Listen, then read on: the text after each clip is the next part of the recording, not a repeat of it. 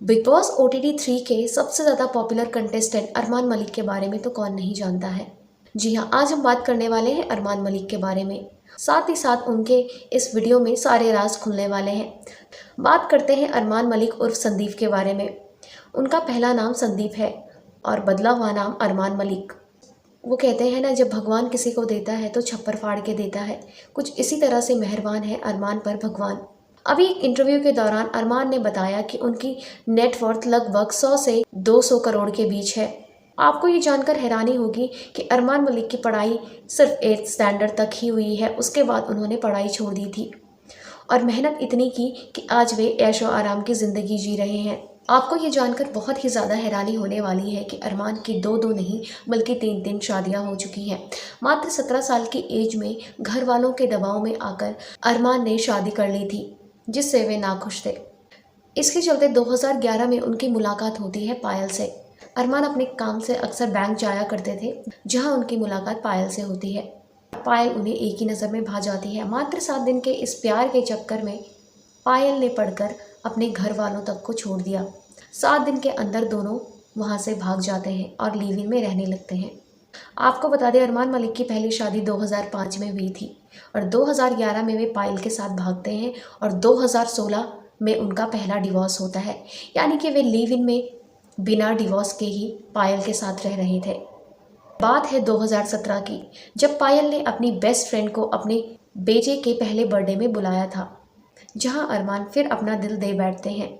मात्र 7 दिन के अंदर ही कृतिका से कोर्ट मैरिज कर लेते हैं। आपको इस इंटरव्यू के क्लिप को देखकर पता चल जाएगा कि अरमान अपनी दो बीवियों के साथ कितने खुश हैं और अपना सीना ठोक के कह रहे हैं कि दोनों से मैंने मात्र 7 दिन के अंदर ही शादी की थी, मानो जैसे कहाँ का मेडल जीत के लाए हों। 8 दिन में शादी की थी मैंने दोनों से। 8 दिन में शादी की थी मैंने दोनों। अरमान और कृतिका जब कोर्ट मैरिज करके घर आते हैं तो पायल शॉक रह जाती है।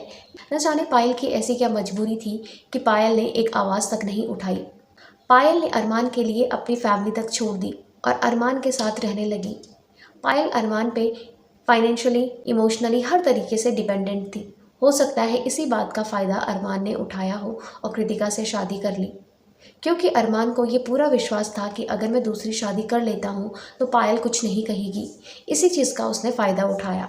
जैसे ही पायल के मायके वालों को ये बात पता चलती है कि पायल के पति अरमान ने एक और शादी कर ली है, वैसे ही उसके मायके वाले पायल को लेने अरमान और पायल के घर पहुंच जाते हैं और पायल अपने बच्चे के साथ उनके साथ चली जाती है। लेकिन यहाँ पे कृतिका और अरमान को घर से निकाल दिया जाता है, क्योंकि अरमान ने घर पायल के नाम पे लिया हुआ था, जिस वजह से दोनों को निकाल दिया जाता है और घर में ताला लगा दिया जाता है।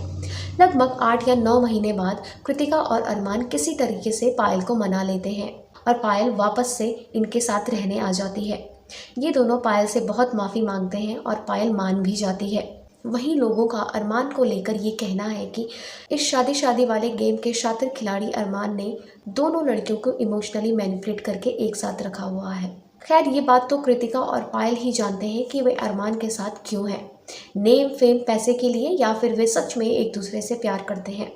क्या आपको भी यही लगता है कि अरमान इस गेम का शातिर खिलाड़ी है? कमेंट में ज़रूर बताइएगा।